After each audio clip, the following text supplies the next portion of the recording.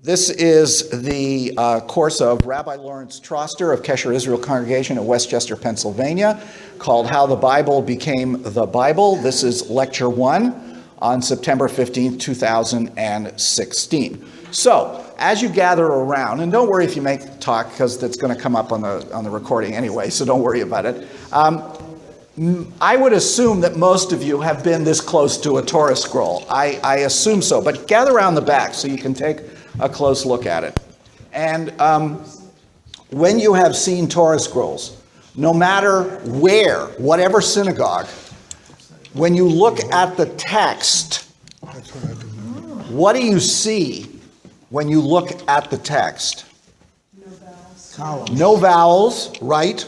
No vowels. Or punctuation. Or any kind of punctuation, but there is a series of spaces, either open spaces or closed spaces. If you look between the end of one book of the Torah and the beginning, there's a gap. If you look, some of the letters are stretched out so that the line is justified. Okay? Oh yeah, seriously, that's what it is. Here's another example over here with the resh. It's in columns. It's in columns, that's right. It's in columns. What else do you notice about the writing? It's almost calligraphy style. Well, yeah, it's very, very special, and you'll notice that some letters have little sort of things on them we call crowns, okay? And if we were to look at the whole Torah, there are some places where there are dots above the letters. So this is obviously special. It's different than the Chumash that we use to follow along the Torah, which has vowels, it has verses, it has chapters. It's in a font, a regular font. It doesn't have the decorative things. So the question that the class is about how the Bible became the Bible begins with the question of when a scribe sits down to write a Torah scroll, and it takes about 10 months to a year to write a Torah scroll, and this is on parchment, which means it's from kosher animal skins. And I think it's like 26 or 28 sheep or something like that, some enormous number of animal skins, because the scroll is more than 100 feet long. When a scribe sits down to write a Torah scroll, and they always start from the beginning and go through, where does the scribe get the text in order to write the scroll? From another Torah scroll, right, exactly. In other words, the scribe does not write the Torah out of a printed version, but from another scroll, which means every scroll, as it were, has a family tree, right? Okay, so I want you to understand that this is passed down scribe to scribe to scribe. I don't know how old this particular Torah is, but we'll go and I'll show you some pictures of some very old Torah scrolls. So we're going to pause for a moment as we go back to the date here. No, that's the date it was. Okay, so we're now back in the chapel and we're going to continue. Next time we'll probably be as usual, in the social hall. The thing is, Torah scrolls can very easily be destroyed. They wear out. They can, of course, be destroyed intentionally. If they're in continuous use, they can be worn out and they're buried in cemeteries or put in genizas. It's therefore, finding really old Torah scrolls is quite rare. So within the last few years, this Torah scroll, which from the town of Biella in Italy, they did a carbon dating on it, and it dates to around 1250. And the community has been continuously using it, not since 1250, but it is the oldest continuously used Torah scroll that we know of. It went through a 4-year restoration by the community, but it's been in use for hundreds and hundreds of years. Here's a picture of the pages. Unfortunately, I couldn't get one that was close enough to really sort of see what it is. So that's a really old Torah. and they're rare. But there's something that was found a few years ago which was even older and much more important. Because if you were to look at this Torah scroll, it wouldn't look that much different than the one we just looked at in the sanctuary. If you opened it up to the same part of the Torah that we were just looking at, which is in Deuteronomy chapter 24, Parshat Kitetse, it would have this basic same spacing to it. Okay, the paragraphs, the spaces, the open spaces are called petuchot, open, and the closed spacing are called stumas. And there is all kinds of rules and regulations regarding where those are supposed to go, and about the letters, how they're supposed to be drawn, and all kinds of things. Now, where did these regulations come from? Well, they came from Maimonides. In the 12th century, Maimonides wrote a very famous book called the Mishnah Torah, which is a law code which covers every aspect of Jewish law. And in the process of that, he has the laws of writing a Torah scroll. And they're very particular laws, and he records the traditions that he knew at the time as to how the Torah should look, how they should be written, and all kinds of things. Quite fascinating to read. And over the next few years, Maimonides was so influential, his work was so influential, even in his own day, that bit by bit, most of the Jews of the known world adopted his rules, so that all Torah scrolls are written and spaced according to the laws of Maimonides, okay? Including this one. So this is pretty early. Yes, Bert. But there was something prior to that. Yes, there was, and here is an example of it. This was recently discovered at the University of Bologna in Italy. Somebody had miscatalogued it in the 19th century, so they didn't realize how old it was. They came across it a few years ago and looked at it again and realized it was a lot older, and they carbon dated it to around 1155. Now, one of the reasons why they were able to know it was older, because the scribe who wrote this did not follow the rules of Maimonides. This was before he didn't know them. Okay? The picture you're seeing up there, that's Exodus chapter 15, the Song at the Sea, the spaced parts, which, again, will look a lot like what we do today, but it's not exact. And here's an example. This is the part from Genesis chapter 49 of the Testament of Jacob. And what you're looking at here is the blessing of Judah, followed by the blessing of Zebulun. Okay? Now, having just looked at our Torah scroll, you can see that there's a lot of similarities, right? But it's also quite different. Here's the same section from a typical, the way it would show in our Torah scroll. Notice the difference in the way the letters are done. Notice the spacing is different. And the justification of the letters is different. And here they are side by side.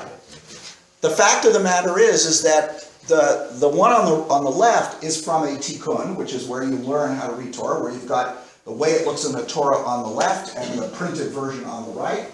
And so that's the standard post-Maimonides way in which the Torah is written. And this one, which is the oldest Torah we now have, complete Torah, by the way, is pre-Maimonides. So there were all kinds of rules that there were local ways in which Torahs were written. They were, I'll answer your question in a second, they were pretty much standard. There was a certain standardization from earlier generations of the rabbis, the post-Talmudic period, in a text called the Masechet Sofrim, but you probably had local variations on the way Torah scrolls are written. Yes, sir? Although they're written differently, were the words the same? Yes. So verbatim, it was the same thing? Pretty much, but all manuscripts, manuscript traditions can have variations and mistakes can creep in, and we'll get to that, but that's a good question. Yes? The previous slide, I think, which you go back before that. You said that's Exodus? Is that? Yes, that's Exodus, the Song at the Sea. Yes, I just said that. Yes, that's the Song at the Sea. Yes. Yeah. Any other question? Okay. So you can see that there is a long scribal tradition that although it got standardized in the Middle Ages, before that, it wasn't so standardized. There was a certain amount of it. But where did the whole Hebrew Bible come from? Because as we know, the Hebrew Bible consists not only of the Torah, but also of other books, traditionally 24 books. But there's actually more than that, but they're counted traditionally as 24 books. So what is the Bible ultimately? And the first thing that's really important to understand is the Bible is not a book. It's a library with many books and many voices, and there's more than one version of the Bible. So when somebody stands up and says, the Bible says, the first thing I want to know is, what Bible are you talking about? And what I gave you, which I'm going to all show you up there, are the four major Bibles that exist. So, for example, on the far left, we have the Jewish Bible, which is called the Tanakh, the Hebrew Bible. The next column is the Protestant Bible. The next column is the Catholic Bible, and then the Eastern Orthodox Bible. Now, it begins with the Torah, and if you look down, they're all the same, right? And the original language is Hebrew. Okay, that's pretty easy. But now you get to the second part, the Nevi'im, or the prophets, or the historical books. And so far, so good. But do you notice a variation when you're on page 2 right away? Following the book of Judges, Ruth is not in at that point in our Bible. In the Christian Bibles, Ruth follows the book of Judges. Anybody know why? Because the book takes place in the days of the Judges. So the order of the books is not always the same. Now, why did the Christian Bibles have this order? It's based on another Jewish Bible version, because what we have now of the Tanakh was set up that way at a particular time, but it was not the only way to order the books. And in fact, and we will get to this later when we talk about translations, the Christian Bibles of what they call the Old Testament, the order of the books is based on another Bible, the ancient Jewish Greek Bible, meaning the Jewish community of Alexandria had a translation of the Bible that's called the Septuagint that was started around 300 BCE with the Torah, and then eventually they translated the other books. And they had a different order. So that's the reason in their order. You have the book of Judges, and then you have Ruth, because it makes sense chronologically. But in the Tanakh, we don't do that. What else do you notice if you look at this? Samuel's divided into two. What? In the Christian Bible, Samuel is Samuel 1 and Samuel 2. That's just Samuel. No, we actually have Samuel 1 and 2 as well, although originally it was not divided.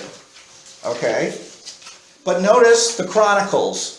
In the Hebrew Bible, the Chronicles are the last two books of the Bible. But again, because this grouping that is found in the Christian Bible is done for putting all the historical books in one place. So that's why they put Chronicles after the books of Kings. Because Chronicles is a historical chronicle. Well, what else do you notice about this on this page?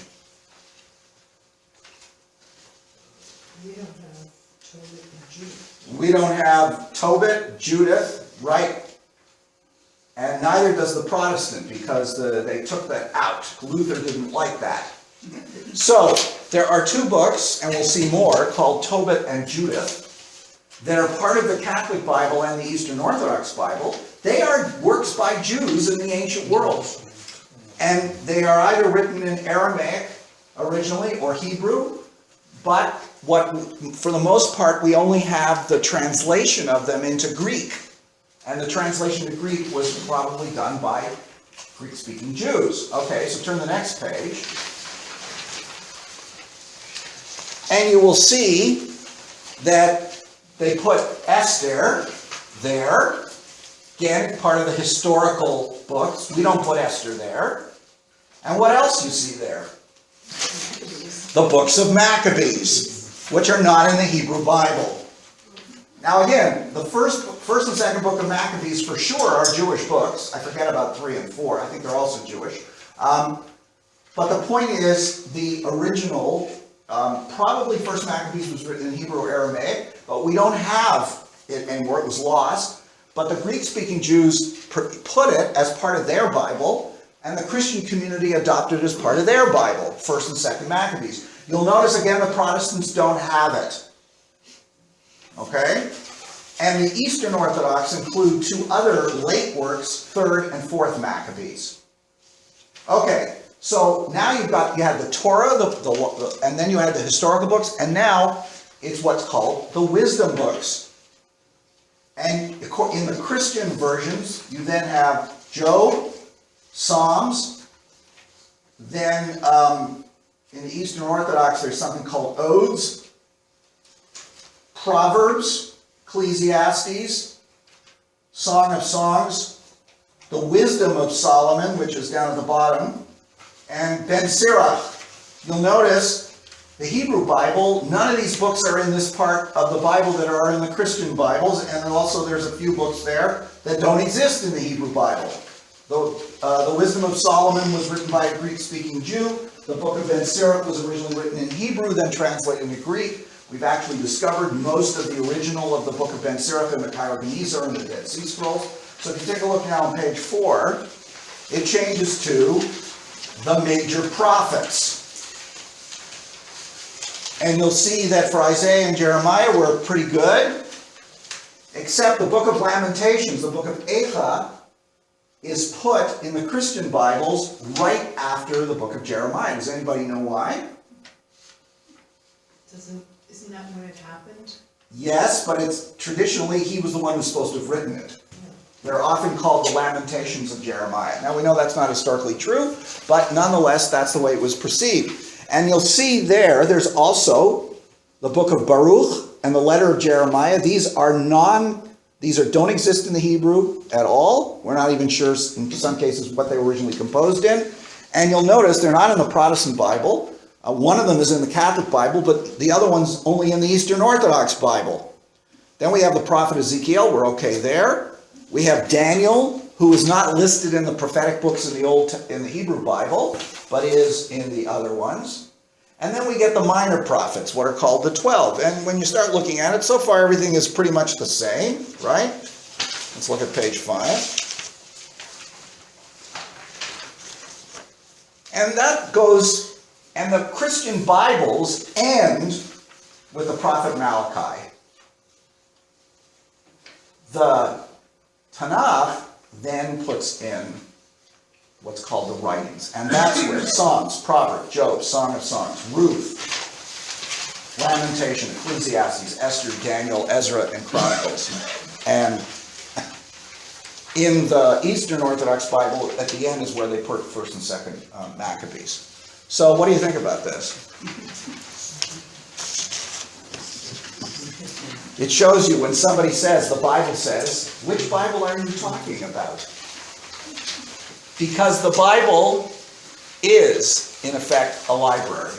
And there are different libraries of the books. Yes, Stu? Because when a Christian says the Bible, you don't know if they're talking about the Old Testament or the so-called New Testament. Well, I only gave the so-called Old Testament here. If we did the same thing for the New Testament, obviously, among Christian groups, you're going to find Protestant Catholics are much the same. But again, you're going to find some differences with Eastern Orthodox. They have additional books that are not in the regular New Testament. Well, Yes. the interesting thing is, actually at dinner tonight, I was having a little disagreement with my husband, who's Protestant, and he was very upset because he said, this whole thing about which Bible are you referring to? They're all the same. Well, as a Protestant, they're the same books. Maybe the order is different because he studied my Tanakh. And from what we just reviewed, they're basically the same. Yes. The order is different. Yes, Luther took out what is now called the apocryphal books. the first and second book of Maccabees, the book of Ben Sira, the Wisdom of Solomon, a few of the other books that the Catholic Bible still has, because originally Christianity venerated those books. Luther is the one who took them out in the 16th century, but the Catholics kept it. So if you went in the Middle Ages to a Catholic Bible, it would have those books that the Protestant Bible doesn't have anymore. So for centuries and centuries, there are books that Christians venerated that Protestants no longer venerate. And that was a choice that Luther made. Okay? Yes? When you refer to the ancient Protestant, where does what we refer to as the King James Version fit into that? That is an early 17th century Protestant translation done in England under the auspices of King James I, who succeeded Elizabeth I. It was not the first English Bible, but the first authorized English Bible. And it was translated from the Greek and the Hebrew. It was, for its time, it was a remarkable piece of scholarship and a great literary effort. But that's what the King James is. It dates from the early 17th century. But it's not any part of what we're talking about. No, because these are the originals.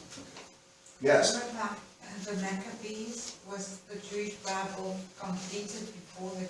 No, the Jewish Bible was completed after the time of the Maccabees, but for reasons for which I'm not 100% sure, but we'll talk about more next week when we talk about the canonization of the Bible. They left out the books of Maccabees in the final edition of the Hebrew Bible, the rabbinic version of the Hebrew Bible, for various reasons, but the Greek-speaking Jews venerated those books and considered them holy. When we say they're part of the Bible, it means that those communities consider them sacred literature. However you want to define that. Okay? The rabbinic community did not consider 1st and 2nd Maccabees or the book of Ben Sira or the Wisdom of Solomon to be sacred. So they're not in our Tanakh. Okay? All right. Well, when you take a look at our Chumash, or you take a look at this, the JPS Tanakh, the question then you have to ask is, you notice the Torah scroll, everybody noticed, there are no vowels, no chapters, right? No cantillation marks, the trup that we use to chant it, okay? But when you look in the Tanakh, you'll see, of course, there are vowels. There are cantillation marks, there's punctuation, there's versification, there's chapters. And of course, this is the complete Hebrew Tanakh, which means it's got all the books in it. So where did this come from? All right? Well, here are this is called the Masoretic Bible. Officially, that's what it is. The Masoretic Hebrew Bible.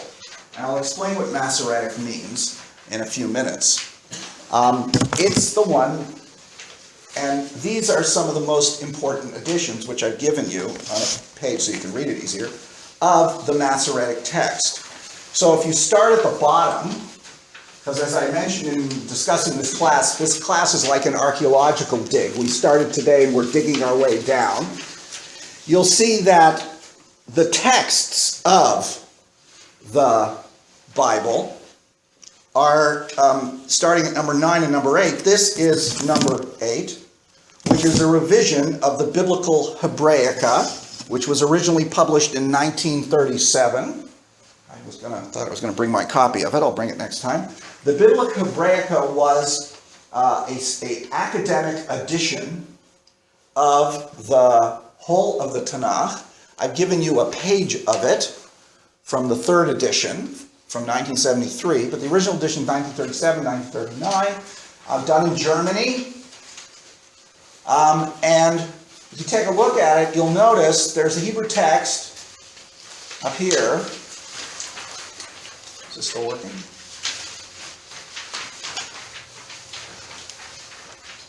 And you'll notice all these things down here. These are scholarly notes as to which manuscripts, variations from all the various Hebrew manuscripts and ancient translations. On the sides are the notations from the original group that created the Masoretic Bible, we'll get to in a minute. Okay? So where did the Biblica Hebraica come from? Yes. What is the Leningrad Codex? I will get to that. Okay. So the Biblical Hebraica is based on the Leningrad Codex. But before we get there, you'll notice that there was a Bible by a guy named Christian David Ginsburg, who published a text in 1894. Yeah, really good name there, isn't that?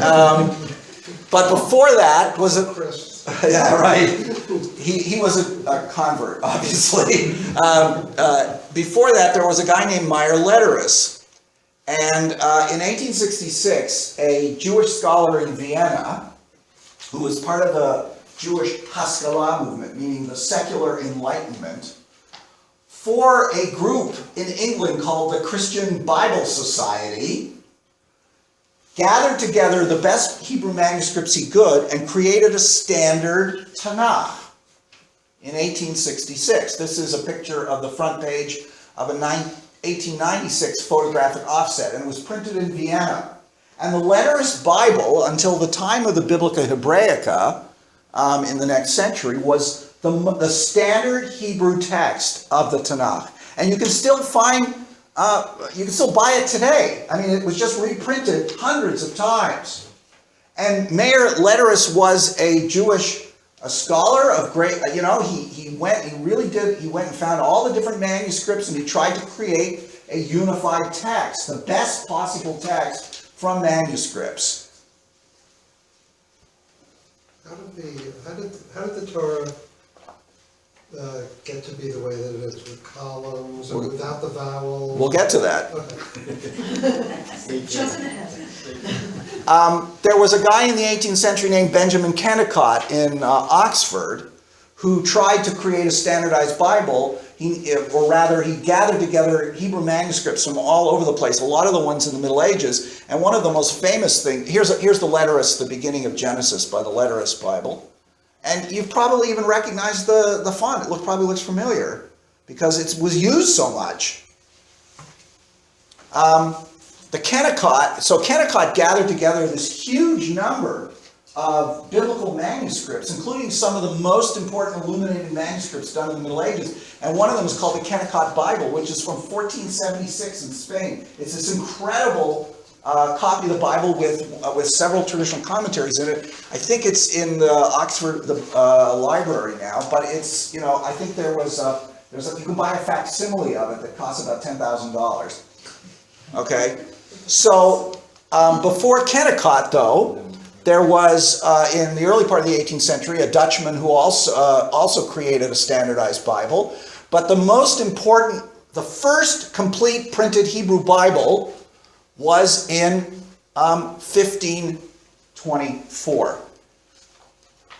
And here it is, by Daniel Bomberg, printed by Daniel Bomberg, edited by Jacob ben Chaim ibn Adoniah in Venice. And it's referred to as the Second Rabbinic Bible. This is the first complete printed Hebrew Bible. Now, Daniel Bomberg was a Christian printer who nonetheless is responsible for printing some of the earliest editions of Jewish books. He's the one who printed the first complete edition of the Talmud. And he's the one who set it up when you look at a Talmud page. And he set up the Rabbinic Bible, which has the text here, Rashi's commentary up here, and the Aramaic translation here. And the Rabbinic Bible, this edition, which was reprinted many times, is the basis of what's called the Mikra Gedolot, which is a standard traditional Jewish Bible. You open it up, you see the Hebrew text in the middle and all these commentaries around it, like the Talmud. Bomberg was the one who did it, and he was assisted by, he was the printer, but the editor was a Jewish guy, a rabbi named Jacob ben Chaim ibn Adoniah. Now, there were Hebrew books printed before 1500, but there was no complete Hebrew Bible printed. There were sort of parts of the Bible and parts of other books. Here's a closer. This is a closer of the Second Rabbinic Bible. So you can see the whole thing. Yes, Stuart? If I'm not mistaken, Rashi was about 100 years before? No, Rashi is back in the 11th century, but the point is Rashi's commentary to the Bible was extremely popular, and it was one of the first printed Hebrew books. They just printed the commentary without the biblical text. And then when they started printing the biblical text, They added Rashi. Rashi was added as sort of the standard commentator.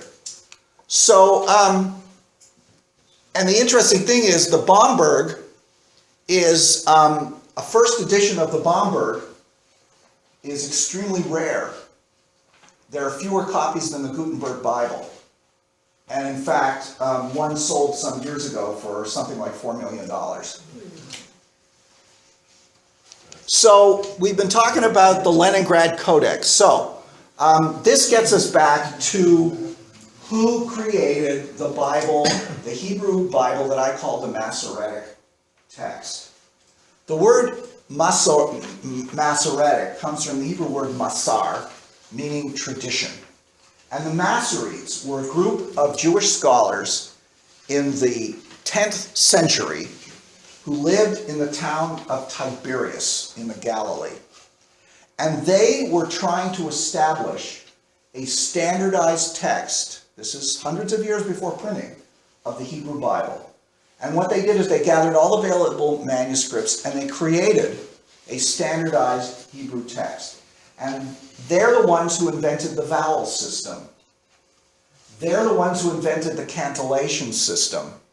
And one of the most complete version of one of their works is the Leningrad Codex, which dates from 1008. Now, it was copied from original Masoretic manuscripts, which the guy Jacob ben Moses ben Asher was one of these Masoretes. It was his family that was sort of the core of the scholars. And a guy in Egypt named Samuel ben Jacob got some of his original manuscripts and in Cairo in 1008 copied them into a single book. It's called the Leningrad Codex because it is in the library in what used to be Leningrad.